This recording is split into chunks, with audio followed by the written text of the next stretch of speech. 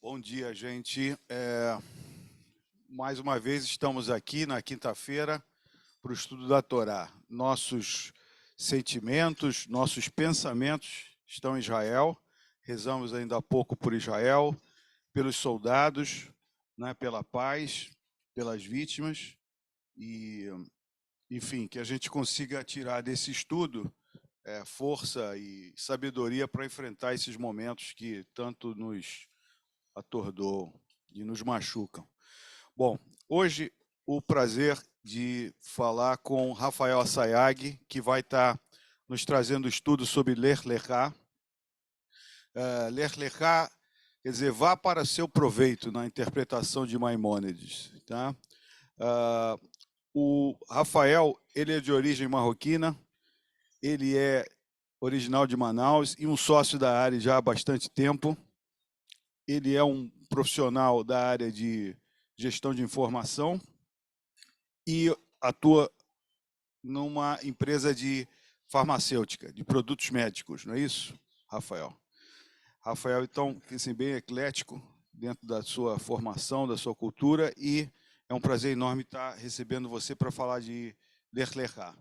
Por favor, Rafael, vamos lá. Bom dia a todos. Primeiramente, desculpa não estar presente hoje. Estaria aí, mas estou virtualmente presente aí. Vitor, eu acho que você falou bem. Eu acho que o estudo de hoje, não só que ele sirva como, né, como uma luz para tudo que está acontecendo em Israel. E eu vou tentar, durante o estudo, não só trazer, né, paralelos, né, do que aconteceu naquele momento com os dias de hoje, as reflexões, do que essa passagem de Ler Lehar traz, para os nossos desafios de hoje, da atualidade, mas principalmente também um pouco no final sobre o que a gente pode tirar de lição aí como inspiração, principalmente aí para os nossos soldados, nossos combatentes aí que estão para entrar em Gaza a qualquer momento, né. Então, bom dia novamente. Como o Vitor falou, sou sócio da ARI já há mais de 13 anos. Falar um pouquinho sobre o Lerlerá. Lerlerá é uma das minhas perachás favoritas. Ela tem 3 pontos muito importantes, né. Ela marca o início da jornada de Abrão, né, ainda como Arão.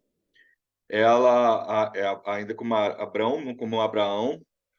Ela marca a fundação da nação de Israel e o estabelecimento das primeiras alianças entre Deus e o povo hebreu, né. Então, assim, né, como o Vitor falou, em hebraico, né, o Ler Leá, ela é o vai para ti, né.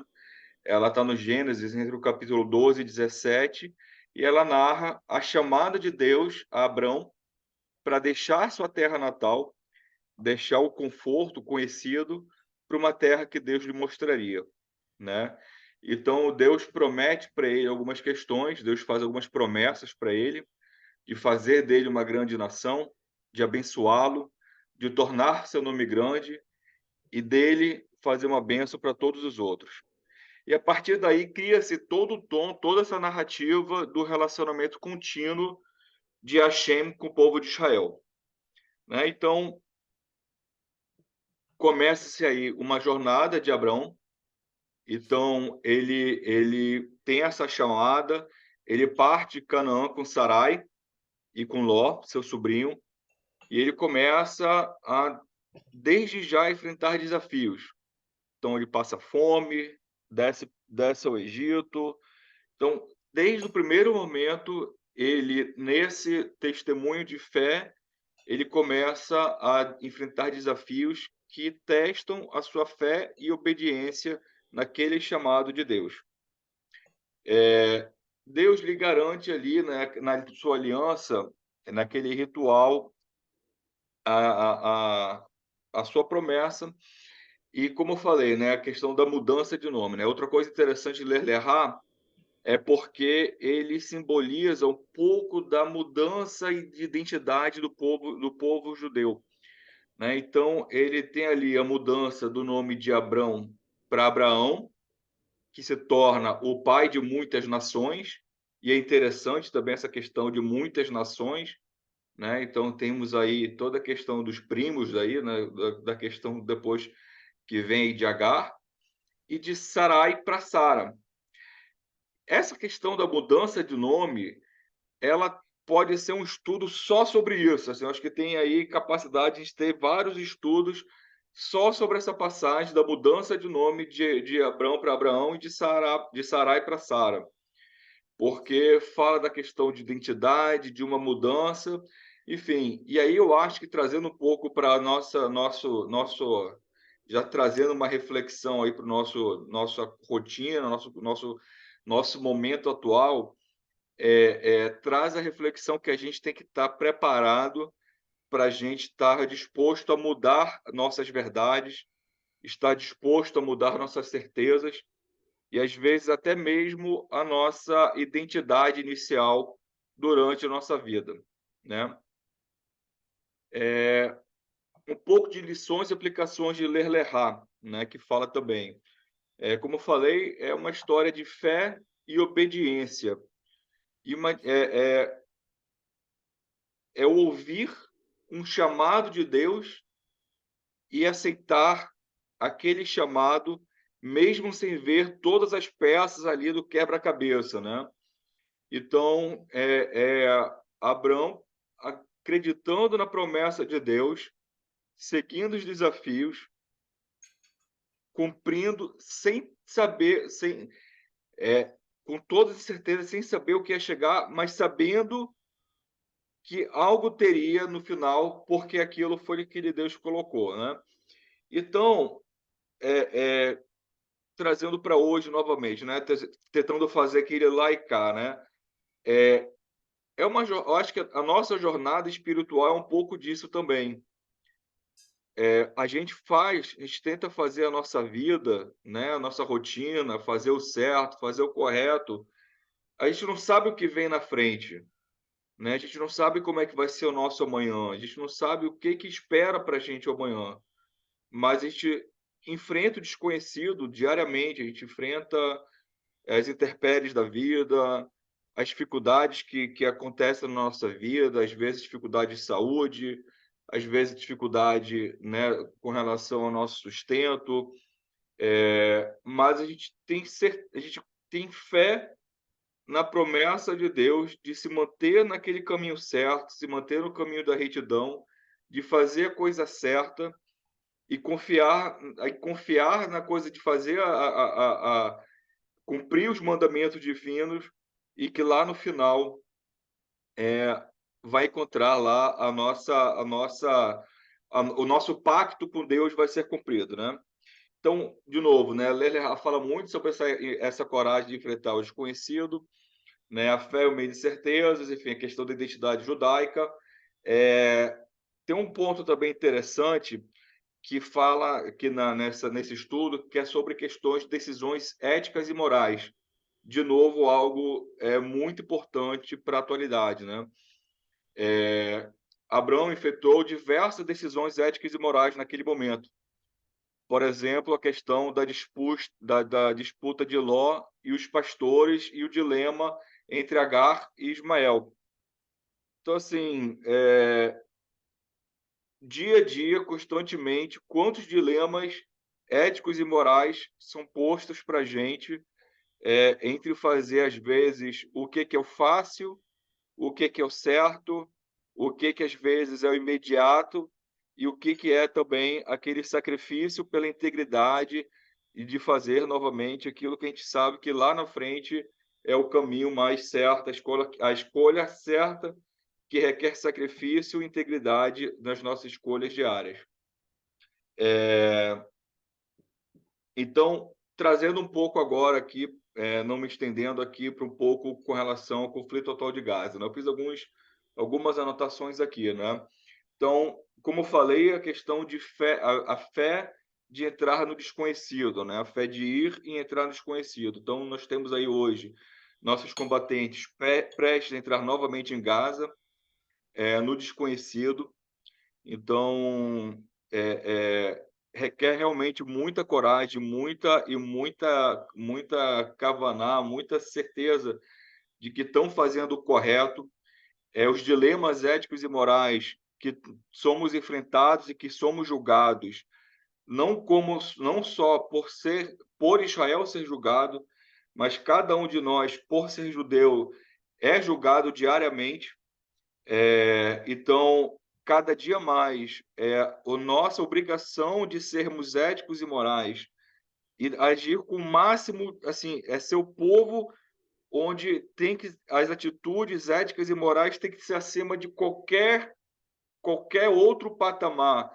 Requer isso nossa nesse momento, acima de qualquer outro momento, porque, cara, a gente está passando pelos escrutínios, e julgamento de todos e de todos, né? Então, assim, são 7 bilhões de seres humanos julgando a gente hoje com a capacidade de olhar, julgar e analisar informações de um modo superficial e colocar todo mundo no mesmo balaio, né? Então, assim, de novo, essa é uma questão. Outra questão também que eu coloco a questão de lá e cá. A fé inabalável, né, no Criador, de novo, de Abraão. Outra coisa que é muito interessante, que se fala nos estudos, é que Abraão ele nunca se queixou de todos os desafios que ele passou, todas as adversidades, e ele nunca fez Lashon Hará, mesmo em cima dos que fizeram mal em cima dele. E aí eu fiz aqui a questão do não fazer o Lashon Hará também com evitar os fake news, né? Então, um dos maus da atualidade aí, o quanto que a gente é impactado. A gente teve aí semana passada o episódio lá do hospital de Gaza, onde rapidamente uma mentira foi divulgada e um dano irreparável já, e que não tem como voltar atrás. Então, nos estudos de Ler Le'Rá fala-se muito, né, que Abraão nunca fez nenhuma Lashon Hará durante toda a sua vida, e aí a gente traz para cá também um ensinamento para a gente com relação a isso. De qualquer forma, a conclusão é que a Terra Santa é entregue como um eterno legado a Abraão. Então, é um legado que a gente tem que defender. Defendia lá, defendeu diversas vezes, está tendo que defender mais uma vez agora, e eu não tenho a menor dúvida que gerações que vão vir depois vão ter que continuar defendendo, né? Essa não vai ser a última adversidade que a gente vai passar, essa provavelmente vai ser a mais difícil que a nossa geração viu, mas gerações futuras vão passar mesmas adversidades e que vão em algum momento estudar essa Perachá, vão em algum momento ver esse episódio histórico que a gente está vivenciando hoje e que vão ver que a vitória que a gente vai conseguir hoje e conseguir, né, sobressair todas as adversidades, assim como Abraão sobressaiu, assim como várias outras gerações nossas sobressaíram-se, vão inspirar futuras gerações para também buscar a união do povo judaico e a gente conseguir manter fé inabalável no nosso Criador e manter principalmente ética e moral nas nossas decisões. É isso. Colocavodo, obrigado, Rafael. Todo mundo agradecendo aqui. Gostamos bastante do teu estudo. Acho que esse ponto muito relevante da fé, né, de acreditar que vai dar certo, né? Abraão acreditou. Por sinal, Abraão foi o primeiro Olê Hadash, né? Como chama a festa do Olê Hadash que tem em Israel? Foi essa semana. Haga Olê Hadash, que festeja. Ele foi o primeiro. E ele também saiu de Haga Liá, a gente estava chutando. Yom Olê. Mas a gente estava falando sobre essa questão da fé, né? E ele também foi o primeiro que saiu do Egito, largou os pais. Enfim, realmente ele saiu de uma situação de conforto para uma incerteza, acreditando que ia dar certo, né? Isso realmente é fé, né? Acreditar que os passos são firmes e que não está enxergando nada, mas está andando firme, andando reto. Então ele acredita que não vai dar errado. E isso é basicamente o que você bem colocou, o que a força de defesa de Israel está acreditando. E gostei muito quando você falou das questões éticas, que a gente sempre fala aqui, né, do refinamento da ética, a ética da ética. E nessa hora do escrutínio, realmente não há nada melhor a ser feito do que ser mais ético do que nunca, né? E apesar dos artifícios, acabei de ler agora de manhã, pegaram uma gravação de um comando de Hamas que está atirando nas pessoas que estão se movendo, os habitantes de Gaza que estão se movendo de norte para sul. Se alguém se mexe nessa direção do sul, é atirado pelo próprio Hamas. Quer dizer, o mais baixo, né, do que a gente pode imaginar. Bom, vamos passar aqui na sequência para Raul, depois Zeca, e vamos abrindo aqui. Vamos abrindo quem quiser falar no online. Rafael Saig, você é o pinpoint, você pode sempre interromper e falar, porque o dia é teu, tá? Ainda mais na sinagoga de Manaus aí. Bom, bom dia, Rafa. Você continua fazendo aquele trabalho de rebater o que as pessoas falam na internet, por isso eu acho que você está absolutamente cheio de trabalho hoje em dia. Mas eu gostei muito do que você falou, e a questão que me casou muito com o que eu estou sentindo hoje é a questão de que cada geração tem essa... que você falou, as gerações vão se lembrar do que está acontecendo. Eu sempre no Seder de Pessah, né, no Veish Amda, a gente fala Shebechol Dor Vador, Omdim Aleinu Lechalotenu, Vekadosh Baruch Hu Matzilenu Miadam. Em toda geração se levantam para nos destruir. E a Kadosh Baruch Hu nos salva. Eu sempre li isso com muita dificuldade. Falar assim, é um pouco de exagero, né? Em cada geração. A gente vive numa geração, eu nasci depois da Shoah, e a gente não viveu o antissemitismo que nossos antepassados antes da Shoah viveram. A gente não viveu. Teve casos, vai ter sempre, mas de jeito nenhum o mundo inteiro se alegrando com a morte dos judeus. Isso a gente não tinha. E a gente passou a ter. Aí eu, outro dia, falei, cara, o Veish Amda está certo. É realmente uma tristeza completa. Acontece o que acontece agora. Então, isso o Rafael falou. O que acontece agora não é único na nossa história, mas é uma lembrança para nós que nós vivemos um período geracional de recreio. A gente teve 70 anos de pouco antissemitismo. E o antissemitismo voltou agora de uma maneira com toda a força, né? Com toda a força. Tem nada a ver com Israel, né? Nada a ver com Israel. Os caras veem o que é um genocídio. Eles veem, o cara filma na televisão o que é um genocídio. É você matar todo mundo. A criança de 6 meses até a senhora ou o senhor de 90. Todo mundo. Isso é genocídio. Eles veem isso. Aí eles falam, Israel é um país genocida. Aí eu falo, você não tem mais salvação, cara, só dando um tiro em você. E é isso, é um sentimento muito ruim nesse momento. Eu digo que o antissemitismo está presente, apesar da gente ter uma nação, da gente ter uma representação que a gente nunca teve, que durante 2000 anos a gente não teve. Quer dizer, apesar dessa representação, apesar dessa defesa, está aí acontecendo. Assim, a gente sempre falava que sorte temos de estarmos vivendo no tempo de Israel. E a sorte Bom, Zeca, por favor. Então,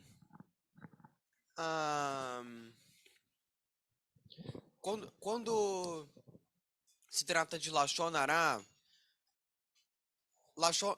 é considerado Lashon Hará, mesmo quando você está falando mal de uma pessoa, mesmo se for verdade, Lashon Hará, entendeu? Lashon Hará é envergonhar uma pessoa em público. Se você Então, se você envergonhar uma pessoa em público, mesmo que for verdade o que você estiver falando dela, é uma transgressão pior do que idolatria, adultério e assassinato juntos.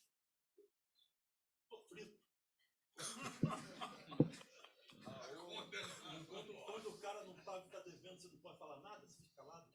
Não, o problema é falar na frente da pessoa com a intenção de vergonhar a pessoa, entendeu? Fala num lugar onde a pessoa não vai escutar ou no. Não sei, manda um e-mail só pra ela, entendeu? Não fica falando pra outras pessoas na frente dela, sabe? Ninguém mais para quando dormir. Sim. Tá bom. Rafael, Passar o Hélio Coif uma palavra. Rafael, parabéns aí pelas palavras. Eu teria, assim, duas observações. Que quando você fala assim que a gente cumprir as mitzvot, Hashem vai nos dar o futuro, né? Eu tenho uma certa resistência a isso. Eu acho que a gente tem que cumprir as mitzvot, ser ético, porque precisa ser. Então, esse é um ponto. O outro que me incomoda bastante, eu acho que é um gancho aí até com o que o Raul falou. Eu nunca já vi ao longo da minha vida, mais de 6 décadas, alguns episódios de antissemitismo, nada igual ao que a gente está vivendo agora. E o que me incomoda profundamente é estar na mídia, o que aconteceu, e a gente ter que estar o tempo inteiro se justificando da gente estar se defendendo. Como se a gente tivesse que pedir desculpas por ser judeu, por estar se defendendo. Eu acho que não. Eu acho que a gente tem que ser correto, tem que ser ético, mas essa questão da gente ter a obrigação de não pisar na bola ou não escorregar, porque todo mundo escorrega, todo mundo pisa na bola. Então eu acho que isso é muito ruim. E aí eu queria fazer uma provocação para o Raul, especificamente. Raul, Israel poderia ter sido fundada fora do Estado de Israel? No Acre, na África? Não, não, lá na Rússia, como tentaram. Qual é a tua visão sobre isso? Minha visão é que Israel tem que ser lugar de Israel. Não tem outro lugar, evidentemente. Não, mas eu gostaria de uma explicação mais profunda. Não, é a questão de ter que ser em Sion. Por que não poderia? Eu não acredito nisso, mas eu queria ouvir alguma coisa sobre isso. O pacto aqui nessa paraxá é o pacto com Canaã, é um pacto fechado Tá bom, mas vamos colocar hipótese. Realmente, a Torá fala na terra de Canaã e a Torá não convenientemente define as fronteiras de Canaã 4, 5, 6 vezes. Na Torá, 4 vezes, depois no Tanar tem mais algumas, cada uma delas diferente da outra. Olha que bonito. Tem uma legal que fala que é do mar até o Eufrates. Essa é boa, mas essa é a única que tem uma vez só. A maioria são basicamente algumas diferenças entre uma e outra. Nenhuma delas corresponde exatamente ao que é Israel hoje. Nenhuma delas inclui aquela planície costeira que a gente chama hoje de Gush Dan, que é onde está Tel Aviv, Herzliya, Yafa, não sei o que vai até Gaza, aquele negócio ali. Ashkelon, Ashdod são cidades cananitas, total, tá certo? Então, nenhuma delas tem aquilo, e todas elas têm aonde está a Palestina hoje, que é lá Shem e Hebron, Jerusalém, não sei o quê, as montanhas. Os hebreus sempre viveram nas montanhas e os filisteus moraram na planície, eles eram povos que vinham da Grécia e tal. Então, o que está escrito na Torá, a Torá não é uma escritura pública, certo? E não foi registrado em lugar nenhum. A Fernanda não está aqui hoje, não sei porquê, mas ela poderia registrar que não tem essa escritura feita em lugar nenhum. Nenhum cartório diz qual é. Então, por que tem que ser lá? Não é? Já que não é o que está na Torá. Não é o que está na Torá. Tá certo? Mas tem que ser lá. Porque é pela mesma razão por que a gente lê a Torá naquele pergaminho complicado. Semana passada, ou retrasada, acho que semana passada, a gente teve que pegar outro sefer lá embaixo, certo? Porque o sefer que estava aqui em cima não estava no lugar certo. E aí o Germano falou para mim, não sei por que tirando esse negócio aqui enrolado, cara. Tem um livro, você abre, página 13. Pim! Tá lá, página 13. Fácil. As pessoas inventaram isso depois e é muito mais prático livro do que rolo. Faz um tempo atrás, nessa época da Torá, as pessoas faziam tudo no rolo. A gente chegava lá, abria o rolo, tá certo? E lia. E é muito complicado num rolo muito grande, achar não sei o quê. Mas a gente continua usando a Torá, o Sefer Torá, escrito num pergaminho, com aquela tinta que é feita de materiais, sei lá o quê, tem material A, B, C, D, com aquela pena cortada da forma assim e escrita dessa forma assim. Se você vê o trabalho do Sofer, é um trabalho não tem muito sentido hoje. Hoje você vai na internet, você batuca o texto, depois você muda a fonte, você aumenta, diminui, bota para cá. Muito mais prático. Muito mais prático. A gente continua naquilo, porque tem uma ligação emocional muito grande, certo? O dia que a gente acabar de ler, parar de ler Torá no Sefer Torá, a gente vai estar diminuindo essa ligação emocional com o nosso passado. A gente precisa dela. A gente precisa. Não seria possível fazer Israel em nenhum outro lugar, porque a nossa ligação emocional com essa Canaan, que depois virou Israel, virou Eretz Israel, ela é absolutamente como é que fala? Inquebrável, né? Então tem que ser em Israel. Tem que ser. Evidentemente, todo mundo sabe da história de Uganda, né? Que em certo momento os ingleses falaram, vai para Uganda, faz uma terra em Uganda que tem pouca gente, não sei o quê, que é mais fértil. Mas até Herzl, que era um cara muito político, ele falou, sim, mas a coisa foi derrotada fragorosamente, a proposta, indo contra Herzl. Não sei se teve muita outra coisa em congressionistas que foi contra o Herzl. Mas isso foi, porque é uma ligação muito pessoal, uma memória afetiva inquebrável. Tem coisas que você não consegue quebrar sem derreter, que não conserta mais. Tem muita coisa que você consegue. Isso aí eu acho que você não consegue. Então, não teria justificativa de ter uma terra para o povo judeu se não fosse naquele local. Eu acho isso, né? Essa é a minha explicação. E eu acho que essa minha explicação é uma explicação banal. Todo mundo tem essa mesma explicação, né? É uma coisa extremamente emocional e o Vitor não quer que eu fale mais. Não é. É porque tem 3 pessoas aqui querendo falar, o Rafael... Então é isso mesmo, você não quer que eu fale mais. Rafael, a Bia, a Cláudia, Editon. Aí, vai lá, Rafa.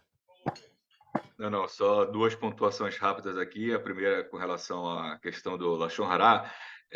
Você pode falar verdades inconvenientes, sim, desde que seja, cara, no local adequado, na frente das pessoas. Por isso você tem os tribunais e as testemunhas dos tribunais desde sempre, né? Então você tem ali o local adequado para se falar, as pessoas adequadas para se falar, as verdades que possam envergonhar alguém, sim, mas no local adequado. Mas tem essa liberdade de fazer assim. E 2, com relação à questão de fazer o correto e se esperar, eu concordo plenamente, tá? Se em algum momento eu falei que tinha que fazer as mitzvot para ter alguma recompensa específica, eu me pronunciei de forma equivocada. Então, assim, mas o fazer o correto pela fé inabalável de fazer o correto e de se postar de forma ética constantemente. Perfeito. Vou passar a palavra na sequência a Bia Bar. Bia, você estava com a mão, acho que a Bia caiu. Bia, ou foi por engano? Então, Cláudia Girotti. Obrigado. Cláudia, por favor. Consegue entrar? Também levantou a mão por engano? Parece que Não, sim. não levantei não. Levantei a mão por Ótimo. engano, não. Só que eu Levantou vou ficar sem. Posso pra valer. ficar sem. Eu tô aqui no Congresso, posso ficar sem vídeo? Claro. Tá. É uma Olha pena, só. mas tudo bem. A gente quer É porque está tendo umas confusões aqui.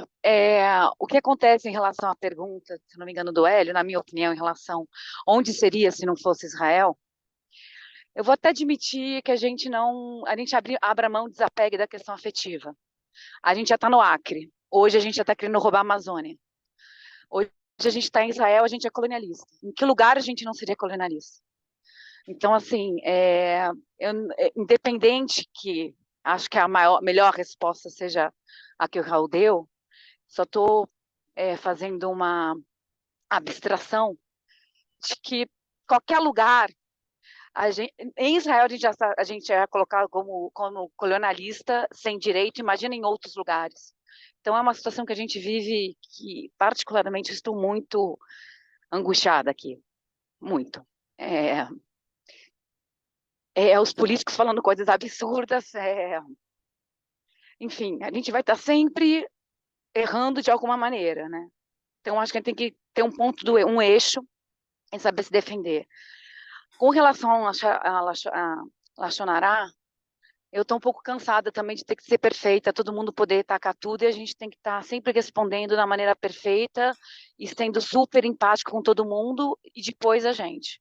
Isso não acontece em nenhuma outra psiquiatria do mundo, nem psicologia do mundo. Então, eu estou bem cansada, assim. Tá complexo. E eu acho que a nossa força tem que se manter. A gente deveria parar de se questionar sobre se está certo ou errado, porque são perguntas muito levianas que têm sido feitas para a gente, e acusar de maneira muito leviana, e quando políticos fazem isso, eles estão literalmente dizendo ao povo, faça o que eles querem. Isso está muito complexo, é a minha opinião, um pouco do desabafo. Força e coragem para você, Cláudia, não é brincadeira, não. Bom, temos aqui Editon e, na sequência, Germano. Já Raul que te falou que você ia falar. Então vamos lá.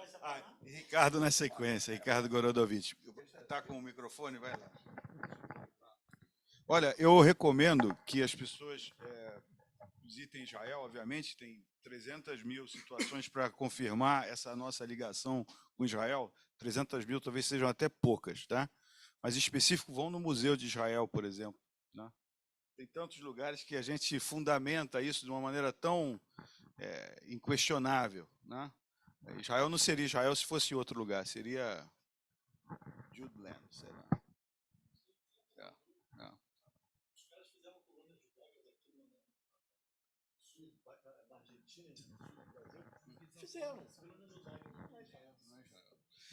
Tem cidades aí, tem cidades só judaicas teve no mundo. Sim, aquela cidade vermelha no Cazaquistão. Tem, mas não é. Não adianta, né? Não é só ter judeu que faz ser a terra. Por favor, Edson, fica lá. Bom dia a todos e a todos, e bom dia, Rafael, e parabéns pela palestra, parabéns pelo estudo, isso foi muito bom estudo. Entrando aqui na questão de Abrão, quando ele recebeu o chamado de Hashem, de Akadosh Baruch Hu, para poder sair da casa dele, onde ele conhecia a casa dele muito bem, onde ele conhecia a terra dele muito bem, e simplesmente Deus falou, sai da tua casa agora, sai da tua parentela e vai para um outro lugar, só que eu não vou te falar que lugar é esse. Simplesmente você obedece, vai. Quer dizer, e Abrão foi para o desconhecido. Ele foi para o desconhecido, ele simplesmente confiou, ele acreditou. Trazendo isso na questão da faixa de Gaza, e aí justamente pegando, inclusive, o gancho que o Rafael colocou, sobre isso na questão da faixa de Gaza, a gente sabe muito bem que o exército israelense já entrou na faixa de Gaza várias vezes e conhece muito bem aquilo lá. Só que agora parece que é um outro momento, parece que esse atentado que os terroristas fizeram no dia 7 de outubro é um outro momento da faixa de Gaza, porque agora mostrou que realmente os terroristas têm um armamento forte, a ponto de fazer o que fez, o estrago que fez, infelizmente. Então, para o exército israelense entrar agora na faixa de Gaza, vai precisar agora de um preparo e de entrar, mas entrar tendo a certeza que vai conseguir, que vai ter vitória, que vai ter matar os terroristas que fizeram o que fizeram. Por quê? Porque agora parece que todo aquele momento lá atrás, quando Israel entrou na faixa de Gaza lá atrás, a gente conheceu muito bem isso aí, os terroristas não tinham o que eles têm hoje. Hoje isso já tem outro momento. Então, tem fase de momento. E justamente essa fase, isso mostra que agora o exército israelense ele vai entrar. Só que agora tem que ter certeza que vai pegar o terrorista. E aí, não vai bastar só o exército israelense entrar. Para poder a gente ter vitória, a gente ter essa bênção. É necessário também a união do povo judeu, porque justamente a união do povo agora é fundamental, porque justamente vai ser a união do povo que vai dar confiança para os nossos soldados, para os nossos heróis. E a união do povo, não só em Israel, aqui na diáspora também. A comunidade judaica aqui no Brasil, a comunidade judaica nos Estados Unidos, a comunidade judaica na França é fundamental. E agora, no momento que, infelizmente, isso é lá atrás, o nosso povo estava brigando entre si, o exemplo disso era lá em Israel, algumas políticas lá em Israel que o nosso povo estava brigando, agora é hora de deixar a briga de lado. Agora é hora de deixar a briga de lado, agora é hora de se unir em prol do Estado, em prol do nosso Estado. Sem dúvida. E agora, para poder concluir, isso justamente fazer uma provocação, isso até aqui, isso é para o Raul e até para o Rafael também. Se por acaso, em 48, o Estado de Israel fosse criado, por exemplo, no Acre, por exemplo, ou na Suíça, por exemplo, a gente não estaria descumprindo o mandamento de Deus? Porque qual foi a promessa que Hashem... Sim, qual foi a promessa que Hashem fez? Já estou concluindo. Qual foi a promessa que Hashem fez para Abrão, que depois se tornou Avraham? Que a terra de Canaã eu daria para a sua descendência. Então, quer dizer, a terra de Canaã é a nossa terra. Então, não tem como a gente mudar.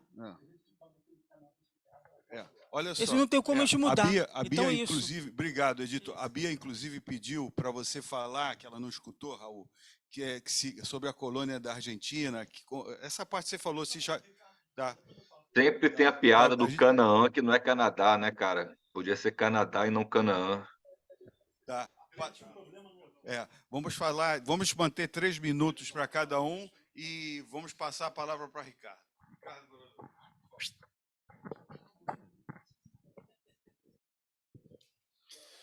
Bom dia. Tentando ser o mais conciso possível, primeiro em relação a por que Israel é em Israel. É muito importante que a gente entenda o movimento sionista como movimento de libertação nacional. Movimentos de libertação nacional partem de 2 premissas, de que existe um povo unido por sua cultura, ou por sua língua, ou por uma identificação, por mais etérea que ela seja, mas uma identificação que congrega a todos, e uma terra. Todo movimento de libertação nacional tem esses 2 vínculos. E o sionismo surgiu dessa forma. Os 2 vínculos são uma unidade cultural e uma terra. Todo movimento de libertação nacional parte dessas 2 premissas. E o sionismo não é diferente. Ele também partiu dessas 2 premissas. O vínculo com Israel permitiu que o sionismo lograsse alcançar resultados. Dificilmente ele alcançaria o mesmo resultado buscando criar uma vinculação com uma outra terra. Por isso que ele não surgiu como movimento de libertação fazendo um cantão dentro da Alemanha, ou da Polônia, ou da Rússia, onde havia um número maior de judeus. Ele necessariamente precisava de um local que congregasse a unidade da aspiração nacional do povo judeu. Então, tinha que ser lá. Não tinha jeito. Sionismo, justamente. Isso em primeiro lugar. Em segundo lugar, Abraão é um personagem que me preocupa bastante, né? Como parte do mito fundacional judaico, ele é um personagem, a meu ver, muito questionável. E ele é questionável exatamente por aquilo que normalmente os nossos comentaristas mais prezam, que é a sua absoluta fé em Deus. E eu acho que a gente deve sempre procurar entender o Lech Lecha como um chamado de encaminhamento interno, ou seja, vai na tua direção, entende as tuas aspirações, entende a tua potencialidade e siga a partir dela. Então, não confundir a leitura da Torá como algo que nos define um caminho, mas algo que nos propõe um questionamento. Então, enxergar em Abraão não um personagem histórico, mas um personagem de um mito fundacional que precisa e deve ser estudado sob a ótica mais ampla, a meu ver, da natureza humana, que envolve fé, mas também envolve conhecimento, razão, decisão. Não é simplesmente seguir o fluxo do rio, é também canalizar esse rio numa direção positiva. Basicamente, tem 9h31, tem tempo, mais um pouquinho. Tá? Eu queria fazer uma Então, provoca, Hélio, depois Rafael. Bem, primeiro, muito obrigado, principalmente o Raul e o Ricardo. Eu penso como vocês, mas vocês colocaram de maneira bastante elucidativa essa questão. Eu outro dia estava ouvindo um amigo, e o pai dele, que era Reuter, dizia que Israel acabaria sendo um gueto, um novo gueto. O que vocês acham disso?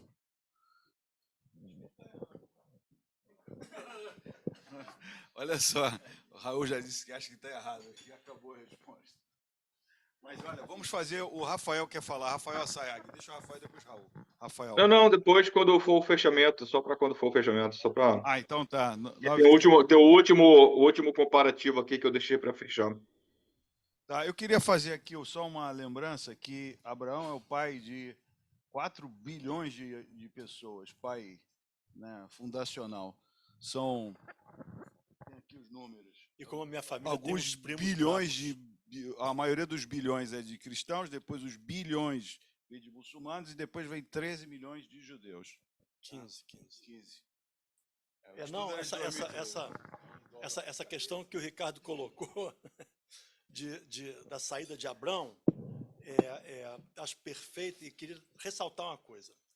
Abrão não rompeu com seu pai, apesar do Midrash. A Torá não fala isso. Pode ser até que tenha rompido, mas a Torá não fala. A Torá fala que o pai saiu de Ur com Abrão e a família, seguiu para Aram. Em Aram o pai morreu e de lá Deus então fala, lá em Aram, Deus fala para Abrão Lech Lechá. Né? Eu leio isso, conversei isso com o Ricardo essa semana.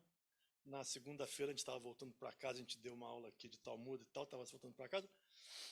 A ideia dos rabinos que fizeram esse midrash do rompimento é uma revolução. A ideia da Torá é uma evolução. Eu acho que na evolução você entende melhor esse chamado. Quer dizer, a família de Abrão se achava desconfortável onde estava, achava que tinha que sair, certo? Mas não sabia bem como. Então o pai saiu, foi lá para Aram e tal, aonde depois, então, Abrão manda Eliezer procurar uma mulher para o filho dele. Acho que isso vai ser essa semana. Não, isso daqui é da 2 semanas. Raí Sarai, porque eu escrevi Raí Sarai, é por isso. Então, vai ser daqui a 2, 3 semanas. De qualquer maneira, e está lá meio perdido até que Abrão, então, tem essa visão de Deus que fala olha, cara, a tua saída tem que ser para lá, para esse desconhecido, como falou o Zé, para esse desconhecido. Então, isso eu acho que é interessante, porque tem uma diferença muito sutil, não é muito sutil, não, acho muito clara, no que os rabinos quiseram fazer, da ideia de que as transformações são revolucionárias, e o que a Torá quis fazer, que as transições são evolutivas, né? Acho que é uma coisa que, sempre quando eu chego nessa ponta da Torá, eu falo, está aqui de novo, está aqui de novo. E aí eu penso de novo e falo, é evolutivo, tudo é evolutivo. Esse antissemitismo que a gente está vendo hoje não é o antissemitismo que tinha na Idade Média. Ele tem uma evolução perversa, pior, né? Mas é evolutivo. O Giovana vai falar antes do Rafael, mas eu fico sempre escutando essa situação da gente se mexer, de acreditar, da gente. Isso não é seria muito próprio para um jovem, né? Abraão devia ser muito jovem quando receber esse chamado, né? Os jovens realmente fazem isso. 75 anos. 75. Um Um broto que nem eu. Mas é assim, é aquela chamada, eu me lembro, acreditar na gente. Quando eu tinha 18 anos, eu tinha certeza que eu sabia de tudo. Eu tinha uma certeza clara que eu sabia de tudo, com 18 anos. Eu também. Quando eu tinha 18 anos, eu tinha certeza que eu sabia de tudo. E agora eu tenho certeza que eu realmente estava certo. Agora mais certo ainda. Mas essa coisa da gente ter certeza é o que faz a gente se mexer, né? Porque se a gente, na incerteza, talvez a gente não se mexa, ou se mexa errado. Germano, e por finalizar, Rafael. Vamos lá. Primeiro, obrigado, Rafael. Eu realmente não... Eu preferi hoje não dizer nada, mas sempre provocando em alguma coisa. Essa grande figura que nós estamos falando de Abraão era um ser humano. E a Torá descreve isso com bastante clareza. Quando se aproximou para entrar no Egito, disse Sara, sua mulher, eis que agora sei que és uma mulher formosa à vista, e será que quando te virem os egípcios dirão, esta é sua mulher, e matarão a mim e deixarão a ti viver. Diz então que és minha irmã, para que seja bom para mim, por ti, e viverá a minha alma por tua causa. Essa questão de utilizar o outro, hoje, para nós, podemos colocar como terrível, e eu vou colocar isso de uma outra forma. Usar alguém como meio para nossos próprios fins, que, aliás, vou usar como exemplo a atuação que o Hamas teve, apenas para cumprir nossos objetivos, é uma forma sutil de escravidão. A escravidão é tornada possível por desumanizar um ser humano, vê-lo como um objeto para o nosso propósito, em vez de vê-lo condicionado ao seu direito. Então, eu acho isso, nós estamos aqui com essa empolgação, quem era Abraão, mas Abraão é um ser humano, e ele segue o seu rumo, como disse o Raul, ele, na realidade, seguiu o rumo do pai, num certo momento é que ele caminha. Mas é isso que eu queria dizer. Obrigado. Rafael está com as palavras finais. Mais alguém aqui que eu não enxerguei? Não?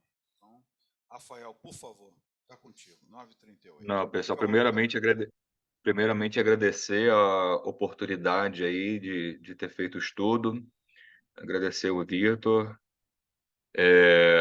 e só trazer mais uma última reflexão aí da Perachá e com uma inspiração positiva aí para a gente, né? Teve um resgate importante na Perachá. Abraão, ele resgatou seu sobrinho Ló, que estava sequestrado. Então, vamos utilizar essa inspiração positiva que muito em breve a gente consiga resgatar nossos 200 e poucos israelenses, trazer o máximo de vida com vida de volta, com o menor número de perdas possíveis, perdas civis, principalmente para todos os lados, também, como disse agora, sem minimizar a vida alheia, sem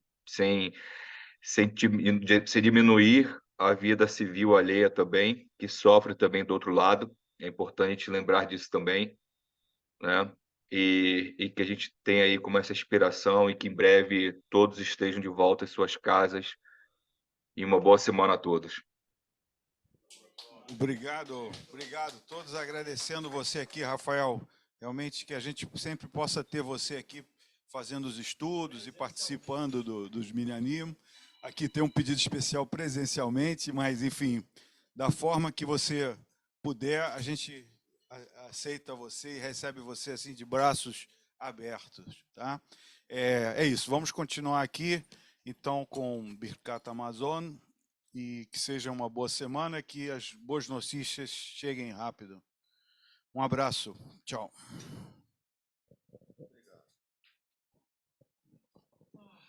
Fim da gravação.